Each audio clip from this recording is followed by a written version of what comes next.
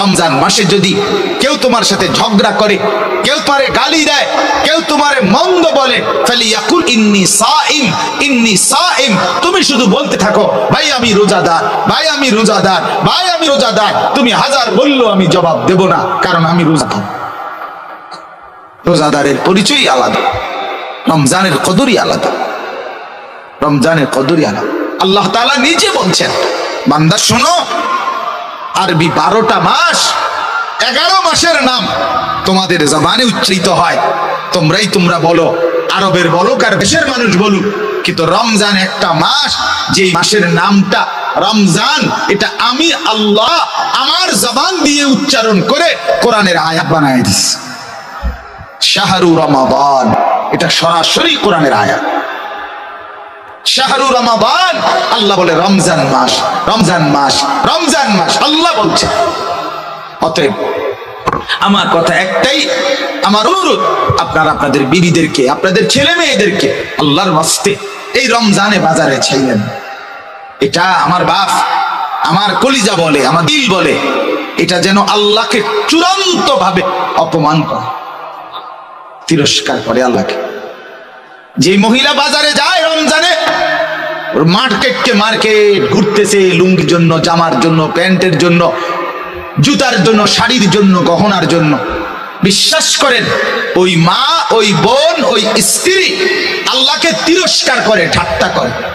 আল্লাহরে বলে, ও আপনি কইছেন রমজান মাসে রহমত দিবেন, মাগফিরাত দিবেন, নাজাত দিবেন, জাহান্নাম থেকে মুক্তি দিবেন, 70 গুণ বেশি নেকি দিবেন, নফলের ফরজ বানাই দিবেন। এটি থন আমনেরটি আমনের কাছে রাখেন, আমার দরকার জুতা, আমার দরকার শাড়ি, আমার দরকার গহনা, আমনেরটি আমার লাগবে না। এই হলো নাফরমান মহিলার বক্তব্য। আমার জুতা দরকার, যাতে ফেরেশতা আমারে হাসরের মাঠে জুতা দিয়ে ফেটে, যাতে জুতা দিয়ে। তুই মহিলা মনে রাখিস, তোরে মালিক বললাম রব্বুল আলামিন তার ফেরেশতা দিয়ে জুতা দিয়ে ফিরবে, জুতা দিয়ে, নতুন জুতা দিয়েই ফিরবে। হ্যাঁ, নতুন জুতা দিয়েই ফিরবে। তামাশা, আল্লাহর সাথে ঠাট্টা করে। রব্বুল আলামিন বলছে, বান্দা রহমত দিতে আসো, সে বলে লাগবে না। আল্লাহ বলে, বান্দা মাগফিরাত নাও, সে বলে লাগবে না। আমি জুতা কিনতে যাচ্ছি, আমি শাড়ি কিনতে যাচ্ছি, আমি গহনা কিনতে যাচ্ছি। কেন? যদি দরকারি হয় এখন কিনেন, এখন কিনেন। ঈদের নতুন কালেকশন, ঈদের নতুন কালেকশন ওই দোকানদাররা ফ্যাশন করে দিলে, গত বছর এদিক দিয়ে দিছে, এবছর এদিক দিয়ে কাপড় একটা টুকরা বাড়ায় দিছে, ওই যে এটা এবার নতুন আসছে। এই ছাগলামি ছাড়া আর কি? কথা বলেন না কেন? আপনার জুতার মধ্যে আলগা একটা ফিতা লাগাই দিছে, ওই যে এটা এবার নতুন আইছে। বেকুব শুনছে নতুনটা লেগে, নাইলে এটা কি মনে করেন গত বছর জুতা পায়ে ফিনতো, এবছর নতুন আসছে জুতা মাথাত ফিনতে, তাইলে না এটা সম্পূর্ণ ভিন্নতা, ওইটা লেটেস্ট আসছে, এটা নতুন আসছে, এবারের জুতা মাথাত ফিনতে, তাইলে না একটা দারুণ হইল। হইলে গত বছর জুতা তো পায়ে ফিনছে, এবছরের জুতা তো কোথায় ফিনবে? তো নতুন এলো কি? নতুন কি আসছে বলেন? এই জন্য এটাকে ঠাট্টা মনে করবেন না, বরং দয়া করে মাহে রমজানকে কদর করে নিজেদের মা, বোন, স্ত্রী, কন্যা, ছেলে মেয়েদেরকে এই বাজার, এই দোকানদার, এই ফালতু কেনাকাটার পিছনে আল্লাহর দেওয়া এত বড় নিয়ামতকে প্রত্যাখ্যান করবেন না। যে যা জিজ্ঞেস করে সব কিছু রমজান এই কথার লগে মিলাইয়া বলে। আজকে অনেক কিছুদিন ধরে মাহফিল ভাই রমজানের আগে আর সম্ভব না, রমজানের সময় ডেট নিবেন, রমজানের পর থেকে আবার ডেট চাইবেন, আমার রমজান আগে আমি আবার উমরায় চলে যাব, রমজানের সময় আমি আবার ইতিকাফে বসবো। মানে সব কথার মধ্যেই রমজান, সব কিছু মিলাতেছি যে এটা এদিকে, ওইটা ওইদিকে, এটা এমনে, ওইটা এমনে। আম্মা বাসায় আসবে, কথা বলতেছিলাম বাসায় যে রমজানের আগে, আমার বড় বোন বলতেছে তুই বাসায় ভাই উমরা যাওয়ার আগে, আমি রমজানের আগে পারতাম না। মানে সব কথাই কি নিয়ে রমজান, রমজানই মূল ফিকির। এই মাহে রমজান কবে আসবে, রমজান আমি কখন পাবো রমজান। রাসূলুল্লাহ সাল্লাল্লাহু আলাইহি ওয়াসাল্লাম লাগাতার 2 মাস আল্লাহ তাআলার কাছে দোয়া করতেন, মাওলা রমজান তো চলে আসছে, আর মাত্র 2 মাস, আমাকে ওই পর্যন্ত পৌঁছায় দেন। আল্লাহুম্মা বারিক লানা ফি রাজাব ওয়া শাবান ওয়া বাল্লিগনা রমাদান। আল্লাহর কাছে নবী সাল্লাল্লাহু আলাইহি ওয়াসাল্লাম টানা 2 মাস এই দোয়া করতেন, আল্লাহ রজব এবং শাবান এই 2 মাসে বরকত দেন, রমজান পর্যন্ত পৌঁছিয়ে দেন। কি বরকত দেন? সব দিকের বরকত। এক ইমানদারের জন্য সব দিকের বরকত দেন। হায়াতে বরকত দেন যাতে রমজান পেতে পারে, সুস্থতার বরকত দেন যাতে সুস্থ থেকে ইবাদত করতে পারে, হ্যাঁ, পেরেশানি থেকে বিরত থাকবার এর মধ্যে বরকত দেন যাতে করে এক মনে আপনারা ইবাদত করতে পারে। রমজান তো আছে কিন্তু আমি বেঁচে নাই, তাহলে তো হইল না। আমি বেঁচে তো আছি, রমজানও আসছে কিন্তু অসুস্থ, বন্দিগি করতে পারলাম না, তাইলেও তো হইল না। সুস্থও আছি কিন্তু পারিবারিক অনেক পেরেশানি, বিভিন্ন মুখী যন্ত্রণা, যার কারণেও নীরবে ইবাদত করতে পারলাম না, তো এটাও তো মুসিবত। এই জন্য হার কিসিমের বরকত আল্লাহ যতভাবে হইলে আমি আপনার বন্দিগিটা নিরাপদে করতে পারবো, ইবাদত নিরাপদে করতে পারবো, সেইটা আপনার কাছে চাচ্ছি। এই জন্য নবী সাল্লাল্লাহু আলাইহি ওয়াসাল্লাম 2 মাস রমজানে যেন স্বস্তি, শান্তি, নিরাপদে বেঁচে থেকে সুস্থ থেকে যেন আল্লাহর বন্দেগী করতে পারে, এই জন্য 2 মাস আল্লাহর কাছে টানা দোয়া করতে। এর দ্বারা বোঝা যায় যে রমজানের কদর রাসূলুল্লাহ সাল্লাল্লাহু আলাইহি ওয়াসাল্লামের কাছে কি পরিমাণ ছিল, কি পরিমাণ ছিল। এই এক দোয়া থেকেই আন্দাজ করা যায় যে 2 মাস তিনি আল্লাহর কাছে বরকত চাইতেন। আল্লাহ হার লাইনে বরকত দেন। মনে করেন রমজান পর্যন্ত আমরা পৌঁছলাম, হায়াত বেঁচে আছি, আমরা সুস্থও আছি, তো বাজারে যথাযথ পণ্য, রমজানের খাদ্য সামগ্রী বাজারে নাই, এটাও তো পেরেশানি কিনা বলেন। বাজারে চিনি নাই, বাজারে পর্যাপ্ত পরিমাণ পেঁয়াজ নাই, বাজারে পর্যাপ্ত পরিমাণ তরকারি নাই, ছোলা নাই, বুট নাই, ইত্যাদি ইত্যাদি ধরে নেন, তাইলেও পেরেশানি কিনা বলে। আল্লাহ বাজারে চলাফেরায়, উঠা বসায়, ঘরে, পরিবারে সর্বত্র বরকত দেন। নবীজি দোয়া করতেন। আমি তো সুস্থ আছি কিন্তু আমার স্ত্রী অসুস্থ, রমজান, তাইলেও তো পেরেশান। আমি তো সুস্থ, আমার স্ত্রীও সুস্থ, কিন্তু আমার ছেলেটা বা মেয়েটা সে অসুস্থ, হাসপাতালে, তাইলেও তো পেরেশান। তাইলে আল্লাহ তাআলার কাছে নবী সাল্লাল্লাহু আলাইহি ওয়াসাল্লাম 2 মাস টানা, ভাই প্যান্ডেলের ভিতরে বুট খাবেন না, দয়া করে আমার অনুরোধ দোস্ত, আমি একেবারে অনুরোধ করছি। গাফেল আল্লাহর দুশমন, আমারও দুশমন। খামখেয়ালি মানুষকে বলে কোনো লাভ নেই। এই জন্য পাশাপাশি এক ভাই আরেক ভাইয়ের সাথে কথা বলেন, ছেলেরা বাবা তোমার অসুবিধা লাগলে তুমি বাইরে গিয়ে কথা বলো, তুমি শিক্ষারও, আমার কোনো অসুবিধা নেই, কিন্তু এখানে বেয়াদবি করার কোনো সুযোগ নেই। সোজা কথা, একজন শুনুক, কোনো আপত্তি নেই। আমি আজীবন এই তবিয়তে মানুষ যে কোনো সময় সংখ্যা গুনি না, অনেক মানুষ দেখে লাভ মারছি এমন কিছু না, কম না বেশি সেটা আমার দেখার বিষয়।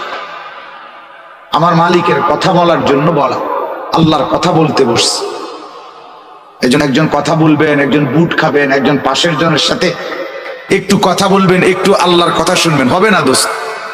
আল্লাহর কোরআন এটা তুমি বাংলা বই মনে করো, এটা অঙ্ক ইংরেজি বই মনে করো, ওটা পৃথিবীর সমস্ত পড়া একত্র করলে কোরআনুল কারীমের এক অক্ষরের কোণার কাছেও আসতে পারবে।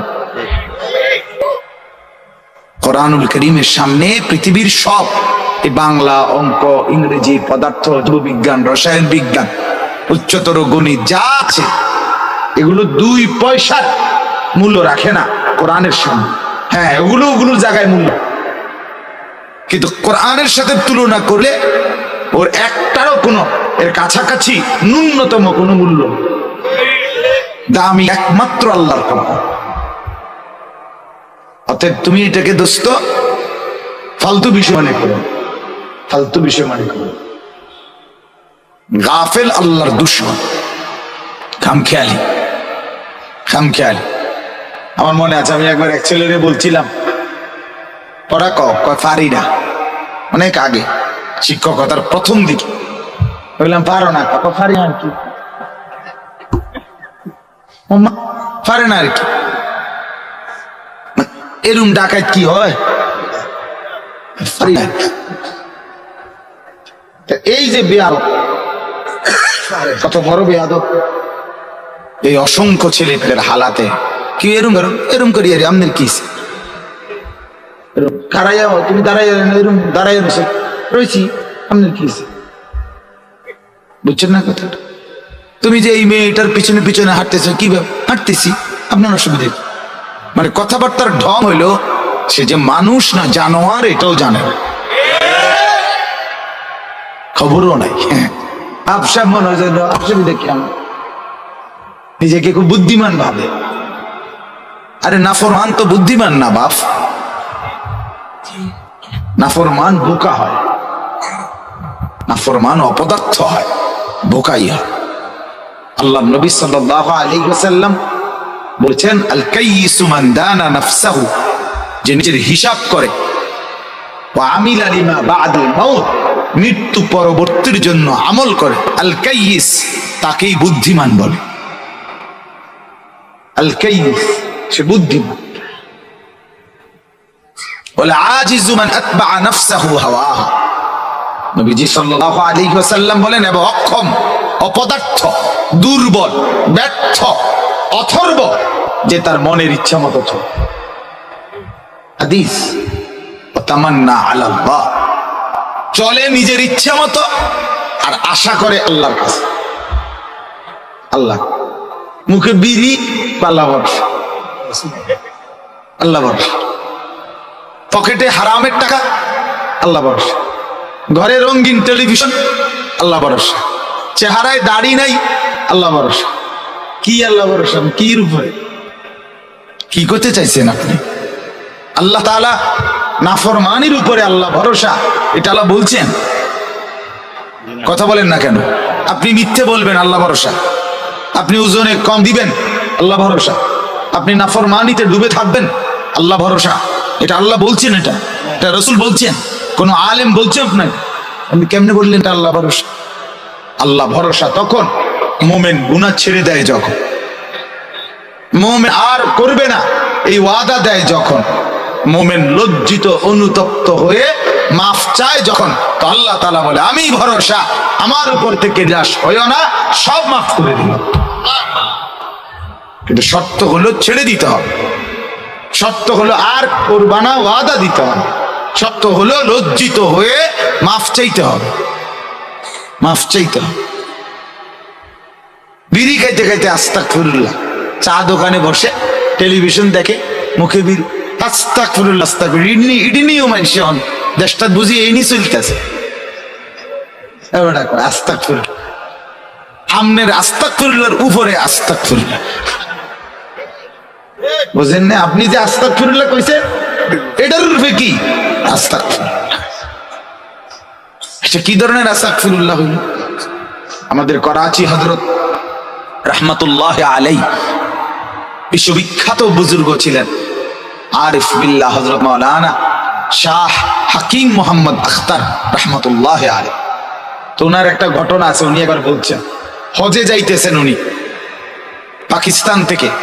তো ওনার সাথে আরো একজন পাকিস্তানের শেঠ মানে বড় ব্যবসায়ী, পাকিস্তানের বড় একজন ব্যবসায়ী, ধনাঢ্য ব্যক্তি, উনি ওনার সাথে সিটে বসা, একসাথে ওনার সাথেই যাচ্ছেন হজে, এহরাম করা।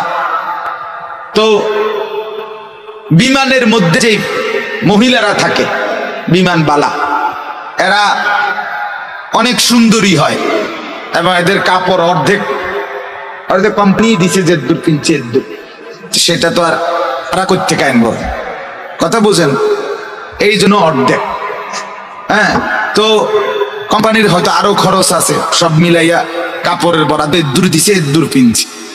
তো এই অল্প অল্প কাপড় পরে এরা আপনার এই খেদমত করে, মানে অর্থাৎ বিমানের সেবা করে।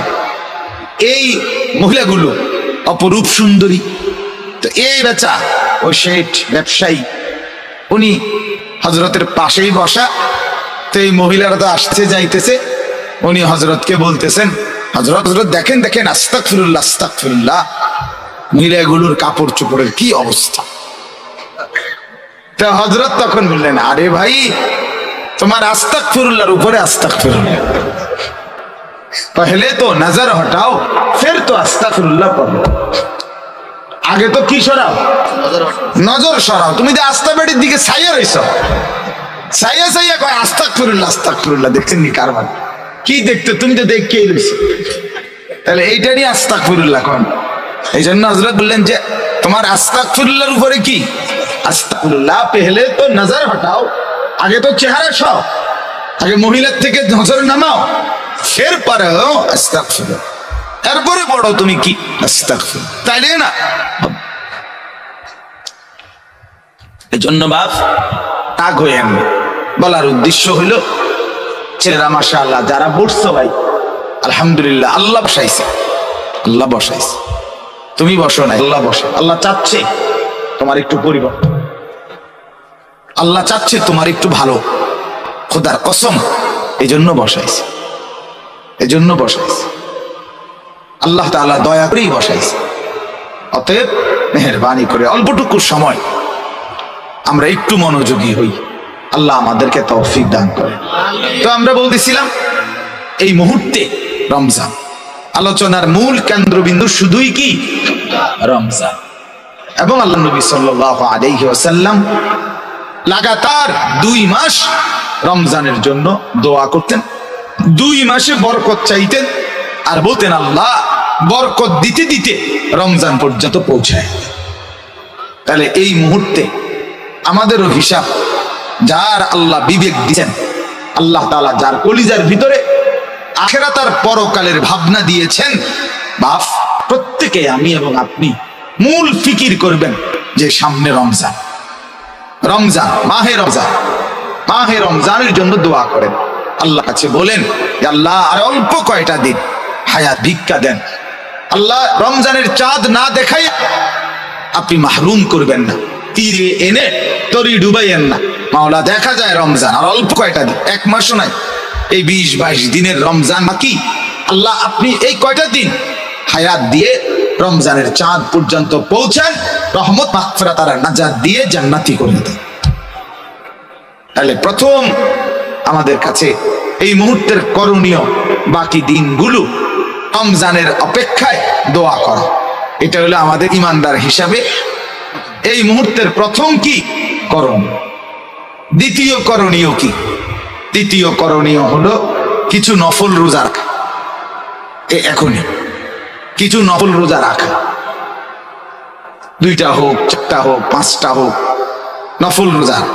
রাসূলুল্লাহ সাল্লাল্লাহু আলাইহি ওয়াসাল্লামের আমল ছিল রমজানের পূর্বের মাসে তিনি বাকি 11 মাসের চাইতেও বেশি নফল রোজা নবীজি শাবান মাসে রাখতেন।